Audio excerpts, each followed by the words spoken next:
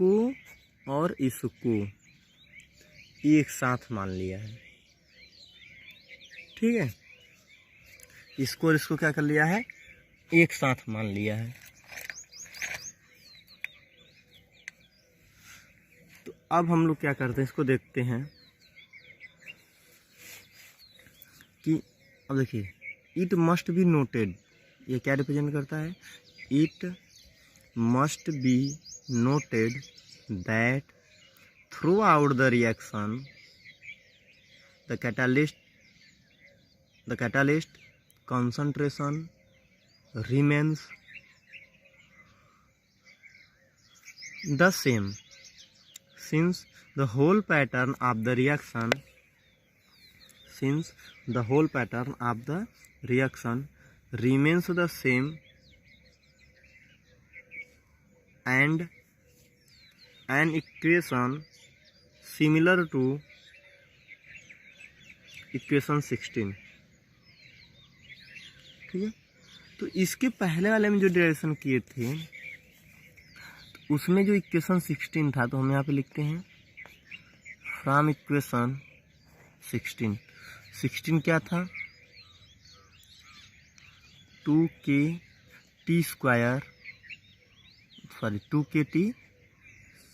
c nought square equal to 1/1 minus p का whole square minus 1, ठीक है। ये था।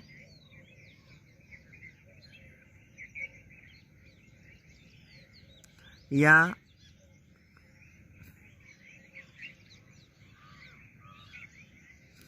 चूंकि ये था, ठीक है ना, तो यह सिमिलर टू क्या होगा, derived from the acid catalysed polycondensation. तो इसको हम यहाँ पे लिखते हैं similar to equation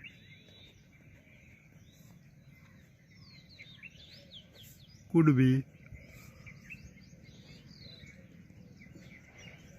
derived from the acid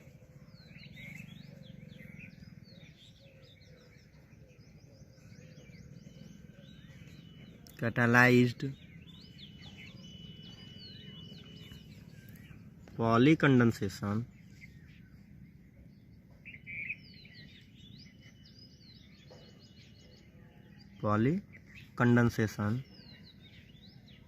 ठीक है। तो रिएक्शन क्या हो जाएगा, KXTC0। देखिए अब ध्यान दीजिएगा, यहाँ पे यह रिएक्शन था KTC0 C0 स्क्वायर।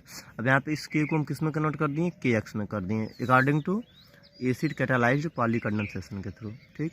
तो कोई XTC0 equal to 1/1 minus p minus 1, ठीक है। अब देखिए this equation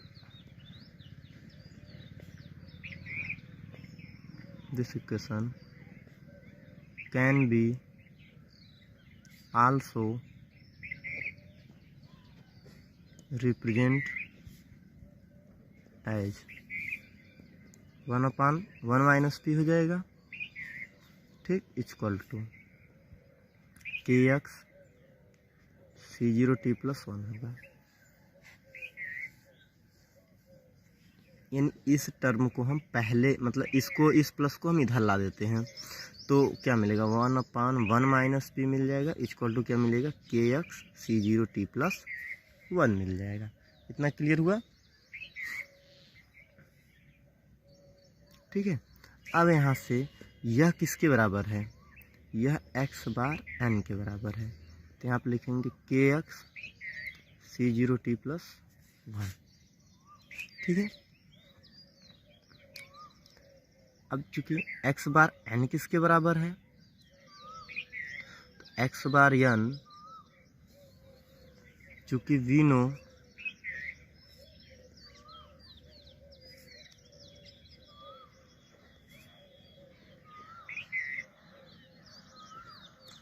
no that the equation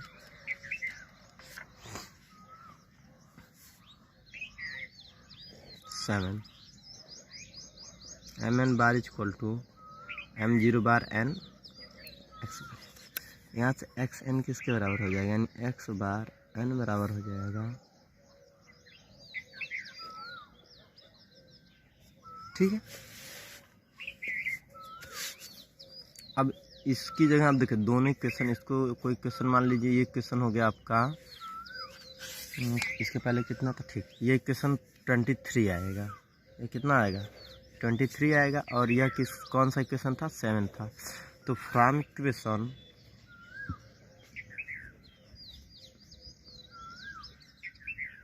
23 and equation 7 we get, यह मिल जाएगा M N bar upon M zero equal to K X C zero T plus 1। अब देखिए वह सेल्फ पॉलीस्टरीफिकेशन में आया था M N bar, self polyesterification में क्या आया था, M N bar upon M N bar zero equal का whole square equal to 2 K C zero square T plus 1। ये आया था सेल्फ पॉलीस्टरीफिकेशन में।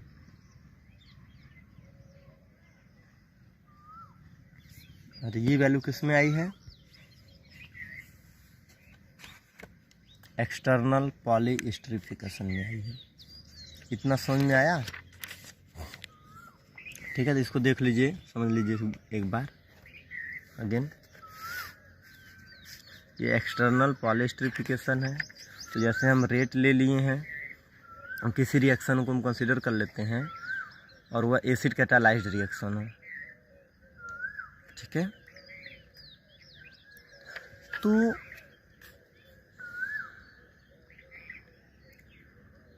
यह हो जाएगा rate equal to k concentration of A into concentration of B into concentration of H plus या acid.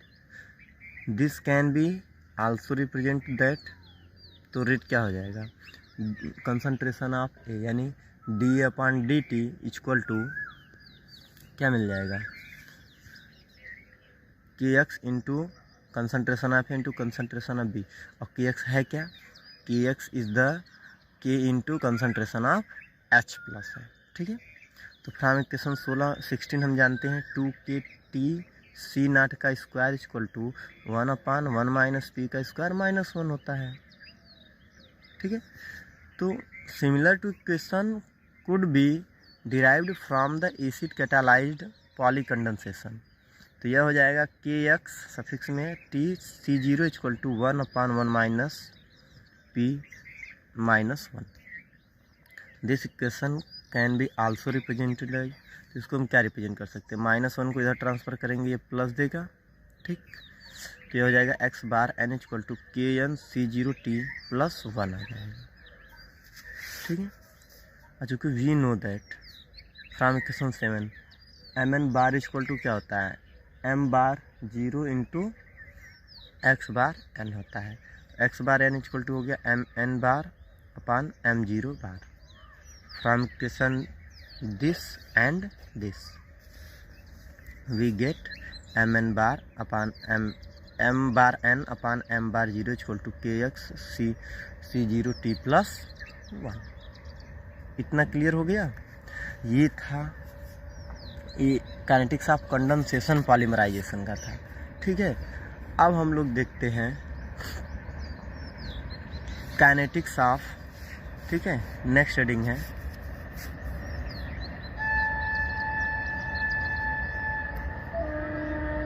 Kinetics of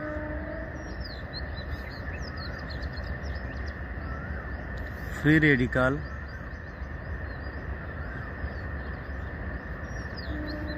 addition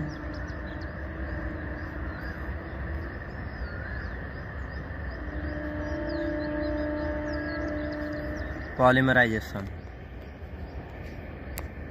ठीक है, एडिशन पॉलीमराइजेशन।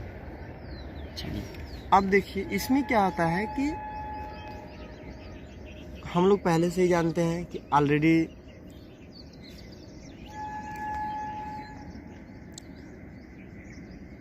जो एडिशन पॉलीमराइजेशन होता है वह takes place by chain reaction which consist of 3 main step. अभी इसके पहले हम आप लोग को डिस्कस करके बताए थे कि जो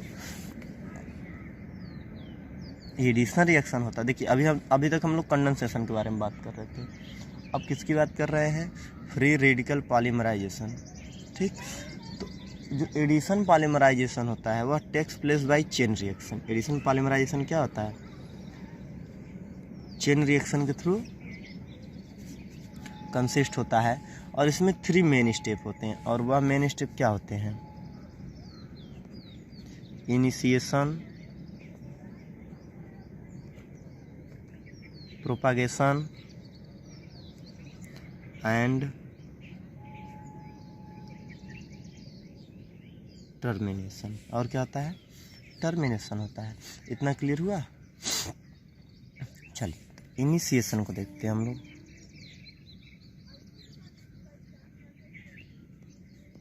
इनिशिएशन है तो चलिए, कोई इनिशिएशन में आप जानते हैं कि कोई भी जो रिएक्शन होता है, पहले इसमें हम कोई पेरोक्साइड ले लेते हैं, ऑर्गेनिक पेरोक्साइड। तो ये देखिए बेंजोइल पेरोक्साइड है,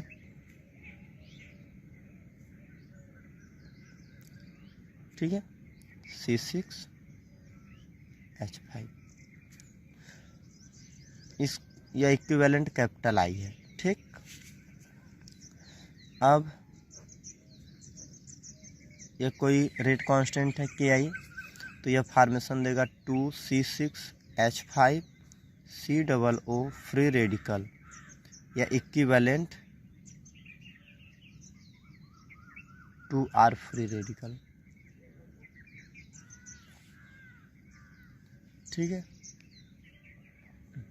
ये देखिए रिएक्टेंट था, अब प्रोडक्ट में फॉर्मेशन हुआ फ्री रेडिकल। ठीक है, तो 2R फ्री रेडिकल हो गया।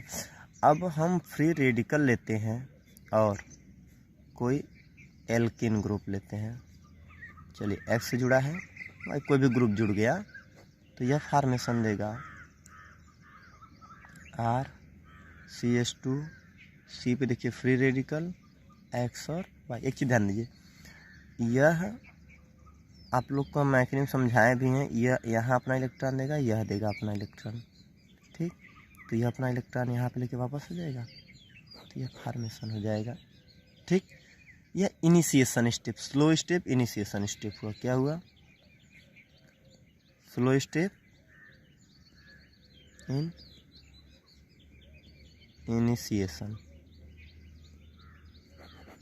ठीक, और यह हो गया आपका इक्वेशन 2 और यह क्या था, इक्वेशन फर्स्ट।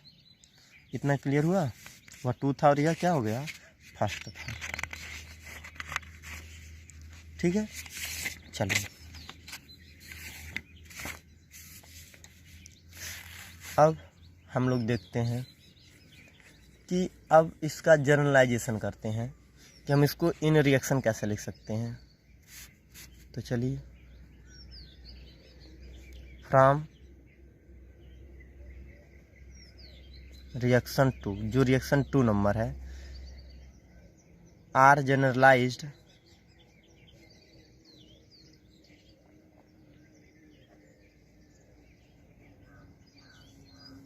तो यह देगा R फ्री रेडिकल M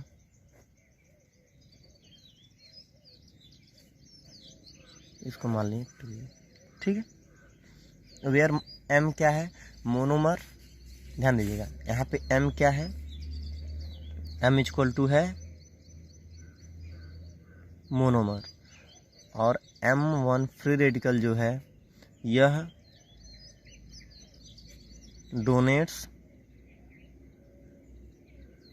ए monomer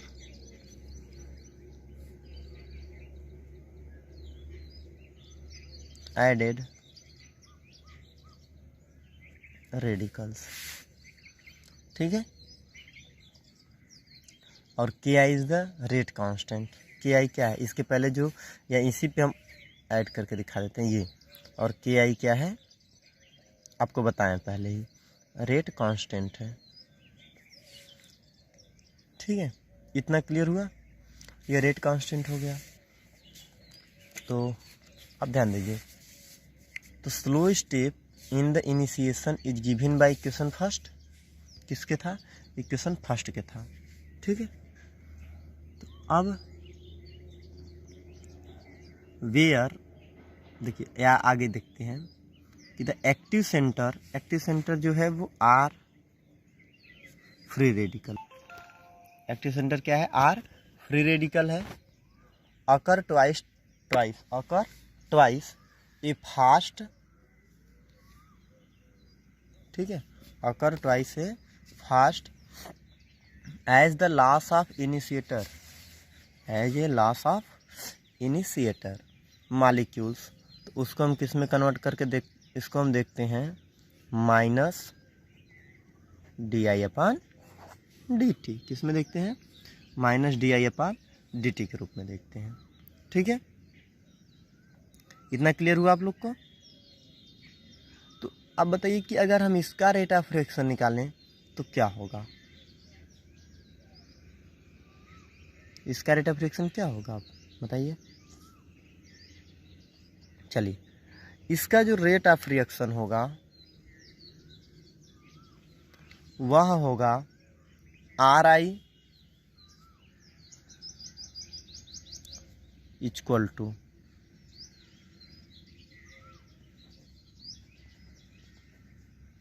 DR free radical upon dt, और यह क्या देगा 2IKF कंसंट्रेशन ऑफ, ठीक है। इतना क्लियर हुआ, यह इक्वेशन हो गया, ठीक है। वेयर एफ क्या है, एफ क्या है, where f equal to initiator efficiency,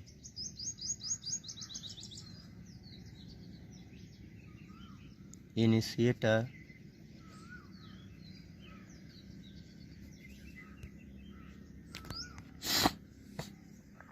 इनिशिएंसी, और इसकी वैल्यू जो होती है वह होती है 0F1, 0 is less than F और F इज लेस देन 1, यानी इसकी वैल्यू इतनी होती है। तो इसको हम समझ लेते हैं F होता क्या है, the value of F which usually between 0.6 and 1.0 gives the efficiency of initiator.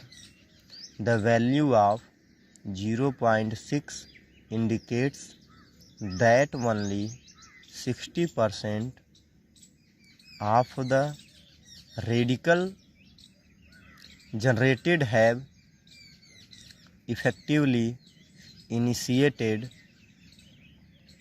the chain growth, the remaining 40% being lost as side product। इसका मतलब क्या है कि इसकी जो वैल्यू होती है 1% की बात करते हैं या 100% की बात करते हैं, तो उसमें जो 0.6 है वह क्या इंडिकेट करता है, यह only effectively initiated the chain growth, यानी इसका मतलब क्या है कि एक में इतना है तो 100 में कितना हो गया, 60% हो गया। तो 60% जो है वह क्या बनता है, 60% रेडिकल जनरेटेड, यानी F क्या है, इनिशिएटर इफिशिएंसी है, जिसकी वैल्यू 0.06 मतलब 1 से 0 से अधिक 1 से कम होता है, तो 0.6 होता है and 1.0 gives the efficiency of initiator, ठीक।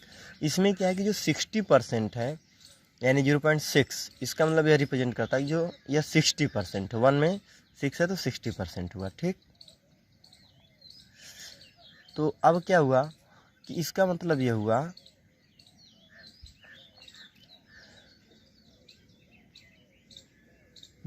इसमें 60% रेडिकल जनरेट होगा और जो रिमेनिंग 40% है वो lost as a side product, और जो 40% होगा वह साइड प्रोडक्ट के रूप में बाहर चला जाएगा, ठीक है। तो ये तो इनिशिएटर हो गया, यानी इनिशिएशन स्टेप हो गया, ठीक। इक्वेशन 3 तक छोड़ देते हैं। अब हम लोग चलते हैं प्रोपेगेशन पे। किस पे चलते हैं?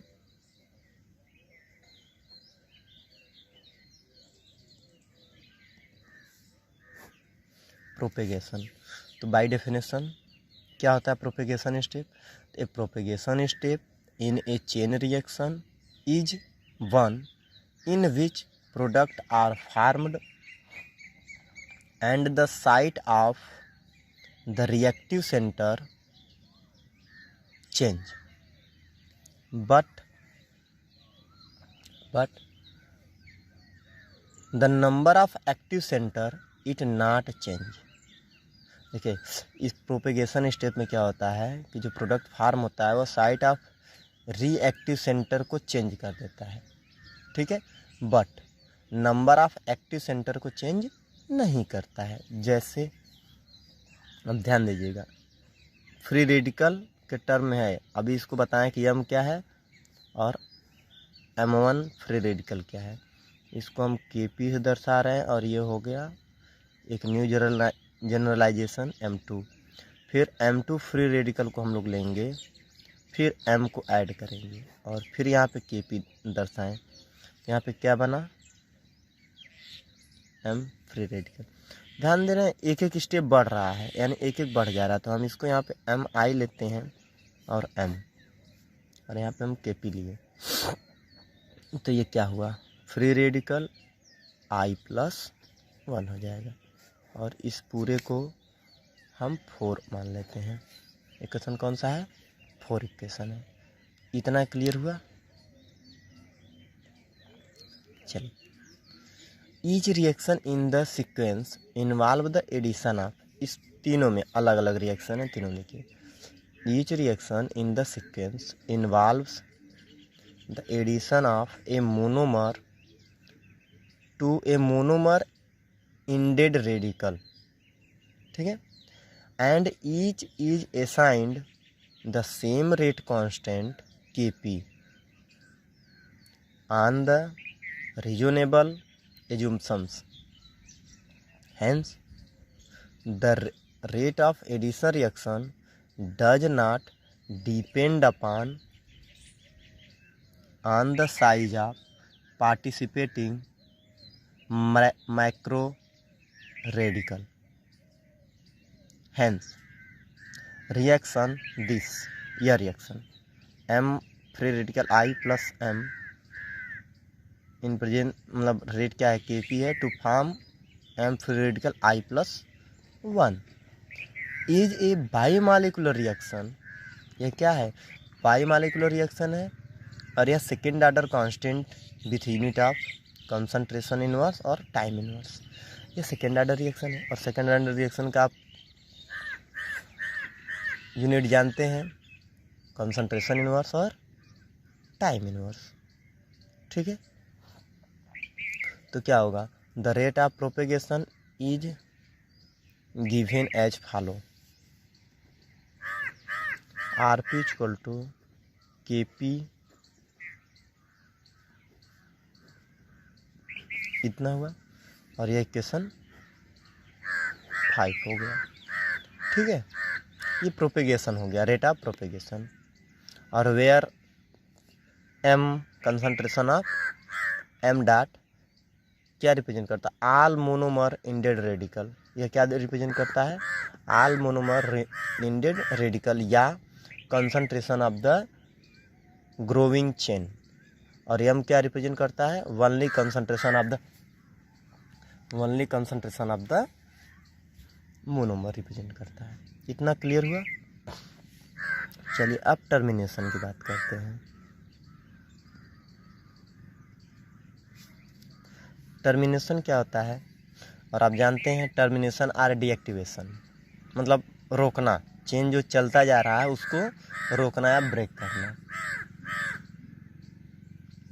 ठीक है। तो termination or deactivation produce dead polymer, while in general there are two forms of termination, namely addition and disproportionation, ठीक है। The coupling of two radicals together is for most common here. अब देखिए एम फ्री रेडिकल एन, ठीक है, और M free radical M, rate K T, तो यह क्या हो जाएगा एम प्लस एन। ये इक्वेशन 6 हो गया, ठीक है। The corresponding rate equation for the termination process is given by equation 7। अगर हम 7 से टर्मिनेशन प्रोसेस को अप्लाई करें तो rate of this upon D T equal to R T, और आर टी हम लोग ऊपर क्या निकाले हैं 2 KT एम फ्री रेडिकल का स्क्वायर, इक्वेशन 7, ठीक है। अब इक्वेशन 7 क्या दिखाता है कि 2 chains are terminated in such a combination step, in such a combination step, ठीक है। चलिए अब रेट ऑफ पॉलीमराइजेशन देखिए, ये यहाँ तक इसको छोड़ देते हैं। अब क्या निकालते हैं rate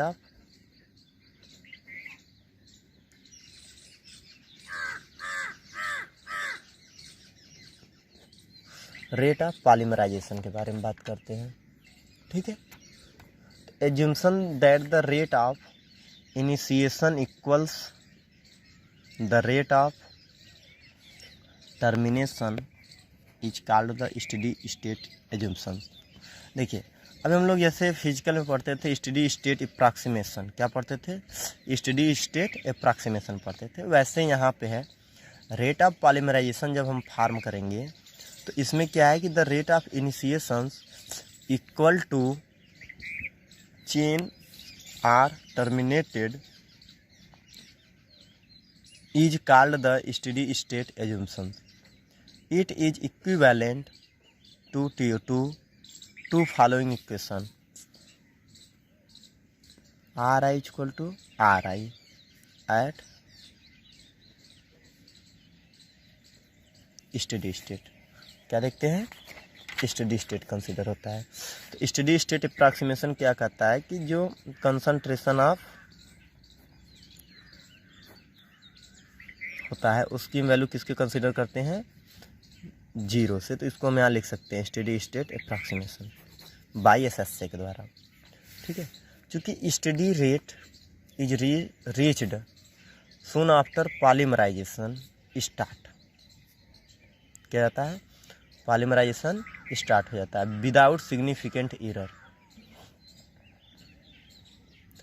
it applies to the whole course of polymerization, whole course of polymerisation.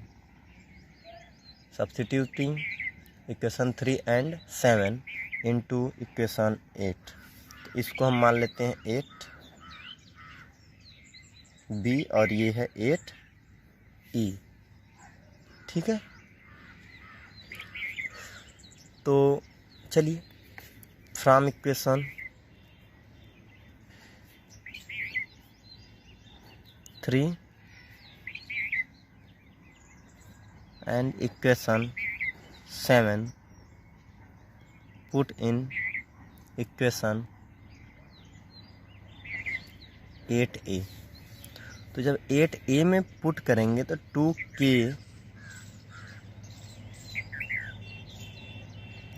I F into capital I equal to 2KT M का स्क्वायर। देखिए यहाँ पे यही प्रूफ भी किए हैं, ये यहाँ पे RT होगा जी। देखिए यहाँ पे प्रूफ किए हैं और RI की वैल्यू हम लोग यहाँ पे है। देखिए RI की वैल्यू क्या है, देखिए RI इक्वल टू 2KIFI, ठीक है। और RT की वैल्यू हम प्रूफ किए हैं 2KT M फ्री रेडिकल का concentration of M free radical का स्क्वायर। तो ये देखिए दोनों बराबर कर दिए। तो यहाँ से हम M फ्री रेडिकल की वैल्यू फाइंड करते हैं, क्योंकि यहाँ पे चूँकि बराबर 0 है। तो देखिए इस पे हम फाइंड कर लेते हैं इक्वल टू FKI अपॉन के T into concentration of i का हाफ स्क्वायर रूट। ठीक है, इतना क्लियर हुआ। चलिए अब हम लोग देखते हैं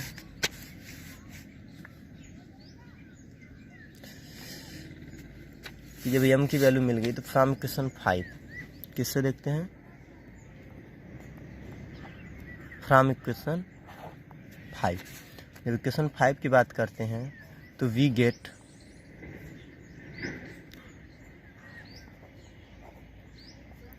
the value of M H. ठीक है, एम एच क्या मिलेगा, आर पी इक्वल टू के पी एम डॉट। ठीक, एम।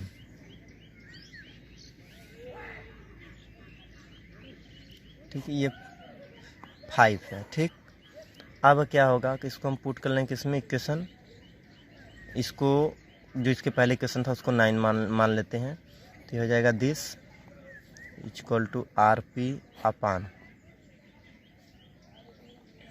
के पी एम। इतना क्लियर हुआ आप लोग को। इसको इक्वेशन बना लेते हैं 10। क्या बना लेते हैं, इक्वेशन 10 बना लेते हैं। ठीक है, तो on substituting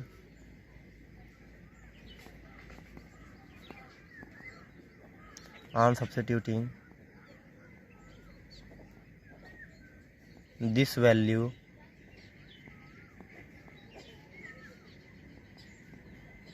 in equation 9।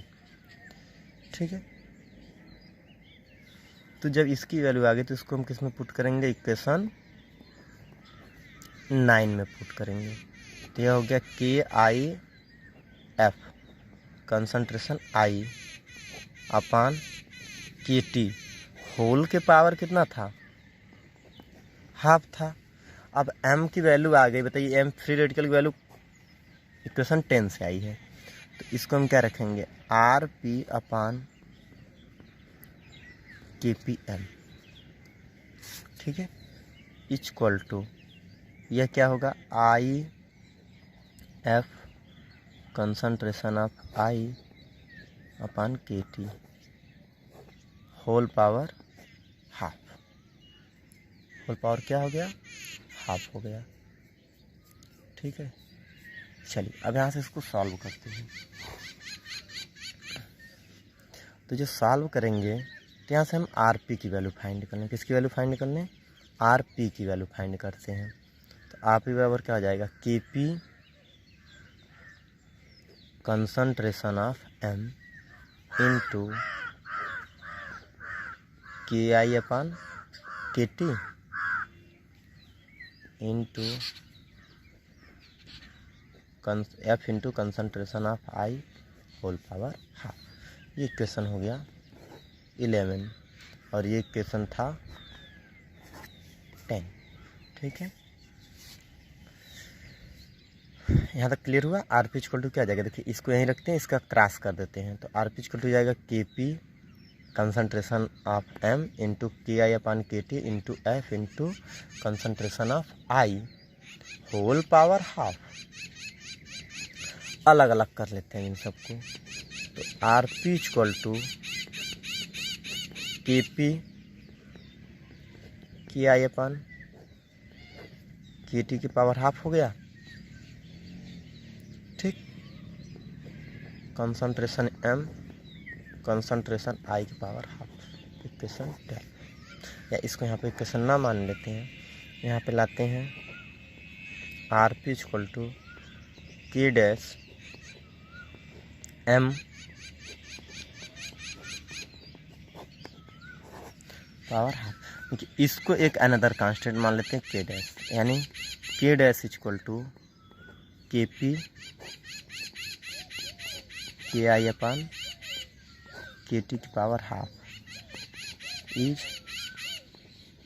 Another constant. क्या मान लिए, एक अनदर कांस्टेंट मान लेते हैं।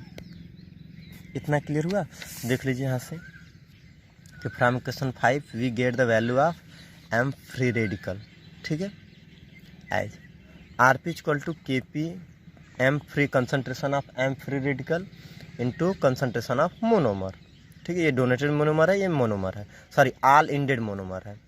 तो M free radical equal to क्या मिल जाएगा, आर पी अपॉन के पी कंसनट्रेशन ऑफ एम, ठीक है। On substituting the value M free radical, value M free radical in equation 9। इतना क्लियर हुआ, ठीक। अब देखिए